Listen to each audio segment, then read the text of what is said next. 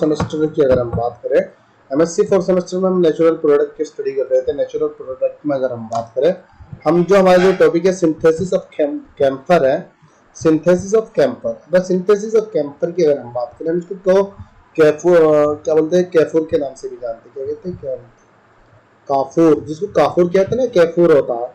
कैफूर होता है, इसका यूज यूज बर्निंग जलाने के लिए भी हम किया जाता है। क्या इसका यूज जलाने के लिए भी किया जाता है, जैसे दीपक वगैरह में इसको जलाने के लिए कैफूर का यूज किया जाता है। तो सिंथेसिस ऑफ कैम्फर की हमें स्टडी करनी है कि कैम्फर क्या होता है। थोड़ा सा इंट्रोडक्शन पढ़ना है, इसके स्ट्रक्चर को डिफाइन करना है, उसको सिंथेसाइज करना है कि इसको केमिकली हम किस तरीके से सिंथेसाइज किया कर सकते हैं। लेकिन अगर हम कैफूर की अगर हम वैसे बात करें तो एक नेचुरल एक प्लांट्स होता है, प्लांट्स के द्वारा इसको प्रोड्यूस किया जाता है। सिनेमोम कैम्फोरा प्लांट्स होता है, प्लांट्स का नाम ही सिनेमोम कैम्फोरा होता है, जिसके द्वारा कैम्फोर को ऑब्जर्व किया जाता है, ऑब्टेन किया जाता है। कैम्फोर जो कैम्फोर होता है, कैम्फोर का नाम कैफोर भी कहते हैं। काफूर होता है ना, कैफोर होता है, काफूर होता है। इंट्रोडक्शन की अगर हम बात करें, camphor is obtain from the camphor trees. अब देखिए, जो कैम्फोर होता है, कैम्फोर को कैम्फोर ट्रीज कैसे ही ऑब्टेन किया जाता है।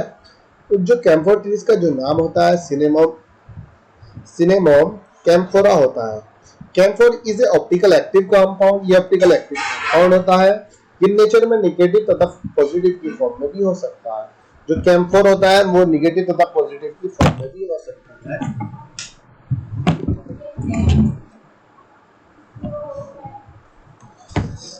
इट इज सॉलिड, ये सॉलिड होता है, मेल्टिंग पॉइंट 180 डिग्री होता है। Camphor is obtain bye distillation of would. अब देखिए, जो कैम्फोर होता है, कैम्फोर को जो वुड होता है ना, वुड के डिस्टिलेशन के द्वारा ही इसको ऑब्टेन किया जाता है। Camphor is obtain bye distillation of would. Camphor को वुड के डिस्टिलेशन ऑफ वुड को जब डिस्टिलाइट किया जाता है, डिस्टिलेशन के द्वारा इसको ऑब्टेन किया जाता है। डिस्टिलेशन एक मेथड होता है जिसके द्वारा जो वुड्स होता है उसको छिलन को उतारा जाता है, फिर उसको पानी में इसको बॉयल करने के बाद उसको ऑयल को एक्सट्रैक्ट कर लिया जाता है, वैसे ही तो फिर कैम्फोर मिल जाता है। फिर वो सॉलिड फॉर्म में, ऑटोमेटिक सॉलिड फॉर्म में उसको प्रिजर्व करते हैं ना, फिर उसको सॉलिड फॉर्म में हमें कैम्फोर मिल जाता है, जिसको हम कैफूर भी कहते हैं। It is use in pharmaceutical industry. इसका यूज, कैफूर का यूज फार्मास्यूटिकल इंडस्ट्री में भी किया जाता है। कैफूर का यूज फार्मास्यूटिकल इंडस्ट्री में भी किया जाता है। It is use in manufacture of celluloid and smokeless powder. अब इसका यूज सेलुलाइड को मैन्युफैक्चर करने में भी किया जाता है, बनाने में भी, सेलुलाइड को बनाने में भी किया जाता है। ये स्मोकलेस, एक तरीके से स्मोकलेस पाउडर होता है। स्मोकलेस का मतलब होता है जो धुआं नहीं देता है। जो कैफोर होता है, जब इसको बर्न किया जाता है, जलाया जाता है, तो स्मोकलेस होता है, बिना धुआं के ये इजिली जल जाता है। जैसे अगर हम बात करें, अगरबत्ती होती है और जो अलग सामग्रियां होती है, उनको जब हम उनको बर्न करते जलाते हैं ना, तो उसमें से धुआं निकल जाता, स्मोक निकलता है, धुआं निकलता है। लेकिन कैफोर में नहीं निकलता है। गैस अलग चीज है, गैस में तो निकलता नहीं, गैस अलग चीज है। लेकिन हम मोस्टली इसका यूज पूजा के लिए किया जाता है। जब पूजा की जाती है, पूजा में दीपक वगैरह में कैफूर डाला जाता है, या अलग से भी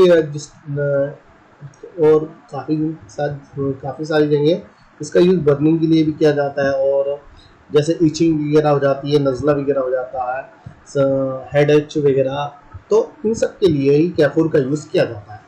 इल्यूसिडेशन स्ट्रक्चर ऑफ कैफूर की अगर हम बात करें, तो अगर सबसे पहले हम कैफूर का जो मोलिकुलर फॉर्मूला होता है, C10H16O होता है। तो C10 का मतलब होता है कि इसमें आइसोप्रीन यूनिट की 2 यूनिट कंबाइन करके ही कैफूर को बनाती है। दो आइसोप्रीन यूनिट के जब 2 आइसोप्रीन यूनिट आपस में ज्वाइन होती है, ज्वाइन के बाद कैफूर बन जाता है। वो हेड तथा टेल के द्वारा ज्वाइन होती है। उसके स्ट्रक्चर की अगर हम बात करें, कैफूर का स्ट्रक्चर कुछ इस तरीके से होता है। एक बेंजीन की पूरी रिंग बना लीजिए, एक बेंजीन की रिंग नहीं बना ली, आपको साइक्लिक रिंग बना ली है, जहाँ पे एक C2 कार्बन लगा दीजिए, पहले कार्बन या रिंग बनाइए सीधा। इस वाला जो कार्बन होगा, ये वाला जो पोजीशन होती है, यहाँ पर एक हम ऑक्सीजन एटम लगा देते हैं, डबल बॉन्ड। इसको हम कीटो कंपाउंड कह देते हैं। बाकी 5 कार्बन एसिडिटीज रहते हैं। इस वाले कार्बन के साथ एक CH3 ग्रुप लगा दीजिए। अब इस कार्बन तथा इस कार्बन के बीच में एक कार्बन आता है, उस वाले कार्बन के साथ 2 CH3 ग्रुप कंबाइन करते हैं, एक CH3 है एक CH3 है। कुछ स्ट्रक्चर इसका ये वाला स्ट्रक्चर भी है। इसमें एक रिंग है जो साइक्लिक रिंग है, साइक्लिक रिंग है, ये बेंजीन की रिंग नहीं है, साइक्लिक रिंग है। साइक्लिक रिंग की अगर हम बात करें, इसमें एक में कीटो, साइक्लिक रिंग के अंदर ही एक कीटो कंपाउंड है। अब इस वाले कार्बन के साथ में एक एल्किल ग्रुप ज्वाइंट है। एल्किल ग्रुप इन कार्बन से इस कार्बन के बीच में कार्बन है, कार्बन से दोनों की साइड में एल्किल ग्रुप है, जिसको हम कैफोर कहते हैं। कुछ स्ट्रक्चर, इसका स्ट्रक्चर इस तरीके से ही बन सकता है। दो CH3 जो CH3 होते हैं ना, ये अपोजिट साइड में आ जाते हैं। यहाँ पर भी CH आ गया, यहाँ पर भी CH आ गया, तो यहाँ CH2 यहाँ पे C आ गया। लेकिन इस साइड में एक जगह CH3 और आएगा, जो ये CH3 है ना, ये वाला एक CH3 और आएगा यहाँ पर इस वाले कार्बन के साथ में, या तो इस वाले कार्बन के साथ में CH3 ग्रुप हाइड्रोजन यहाँ CH3 आ जाएगा, एक CH होगा, एक CH3 होगा, या CH2 ये तीन CH2 होगा, एक कीटो ग्रुप हो गया। तो ये चेयर स्ट्रक्चर होता है, बोर्ड स्ट्रक्चर नहीं होता है। कुछ इस तरीके से स्ट्रक्चर भी बन सकता है कैफोर का। अब ये स्ट्रक्चर कैफोर का ये होता है, ये भी स्ट्रक्चर होता है। CH2 यहाँ कीटो ग्रुप आ गया, इस कार्बन के साथ CH3, ये कार्बन आ गया यहाँ पर, जिस कार्बन से इस कार्बन के साथ बॉन्ड बना रहा है, इस कार्बन के साथ एल्किल ग्रुप बॉन्डेड है। तो ये स्ट्रक्चर होता है जो कैफोर का स्ट्रक्चर होता है। वहीं अगर हम बात करें, अब सिंथेसिस की बात करें कि जो कैफोर होता है उसको किस तरीके से सिंथेसाइज किया जा सकता है, उसको बहुत इजीली सिंथेसाइज किया जा सकता है। यहाँ पर कैफोरिक एसिड लेना होता है। कैफोरिक एसिड में कुछ नहीं करना होता है, सिर्फ ये रिंग होती है, साइक्लिक रिंग होती है, इस कार्बन के साथ CH3 एज इट इज रहता है। यहाँ पे जो कीटो ग्रुप रहता है, यहाँ पे एसिड आ जाता है, यहाँ पे CH2 की जगह एसिड आ जाता है, इसको हम कैफोरिक एसिड कह देते हैं। कैफोरिक एसिड की रिएक्शन जैसे एसिटिक एनहाइड्राइड के साथ कराते हैं, तो यहाँ से एसिड रिमूव हो जाता है, दो एसिड रिमूव हो जाते हैं। यहाँ से हाइड्रोक्सी ग्रुप रिमूव हो जाएगा, यहाँ से हाइड्रोजन रिमूव हो जाएगा, जो 2H2 यहाँ से एसिड मतलब दो CH3CH या दो एसिड के मॉलिक्यूल यहाँ से निकल जाएंगे, जिसकी वजह से एक कीटो ग्रुप ऑक्सीजन के साथ बॉन्डेड हो जाएगा। ये यहाँ पर कैम्फोरिक एनहाइड्राइड बना लेगा। जैसे हम इसका रिडक्शन कराते हैं, रिडक्शन के बाद यहाँ से वाटर रिमूव हो जाता है, ये वाला एक ऑक्सीजन यहाँ से रिमूव हो जाती है, जहाँ जिससे यहाँ पे CH2 आ जाता है।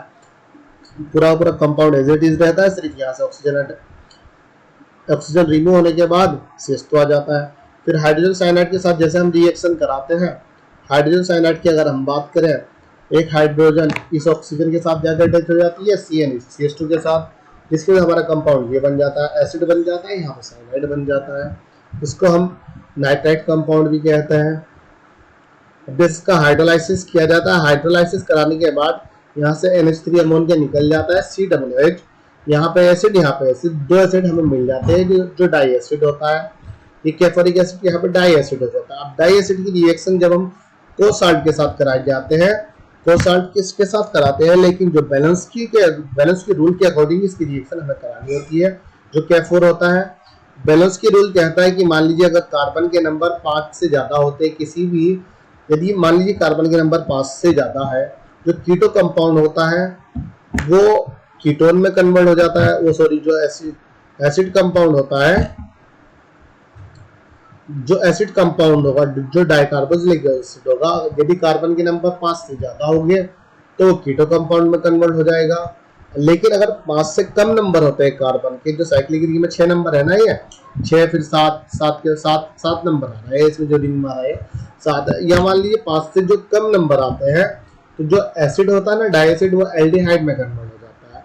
तो यहाँ पे जो कार्बन के नंबर होते हैं 5 से ज्यादा होते हैं, इसलिए बैलेंस की रूल को जब हम अप्लाई करते हैं, तो जो ये एसिड होता है यहाँ से CH2 यहाँ से ये ना कार्बन डाइऑक्साइड होता है, वाटर रिमूव हो जाता है, ये वाटर रिमूव हो जाएगा, कार्बन डाइऑक्साइड यहाँ से रिमूव हो जाएगी, CH2 इस कार्बन के साथ बॉन्ड बनाने के बाद यहाँ पे कीटो कंपाउंड, ये कैम्फोर हमें बना लेता है, जिसको हम कैफोर कहते हैं। कैफोर का स्ट्रक्चर क्या होता है? कैफोर का स्ट्रक्चर ये होता है, एक कीटो कंपाउंड होगा, यहाँ पे एक CH3 होगा, यहाँ पे इस वाले कार्बन के साथ दो alkyl group as it is रहता है, इसको कैफोर का स्ट्रक्चर कहा जाता है। जनरली फॉर्मूले की अगर हम बात करें, C10H16O होता है, कार्बन डाइऑक्साइड H2 निकल जाता है, मतलब C10H16 कैफोर का क्या होता है?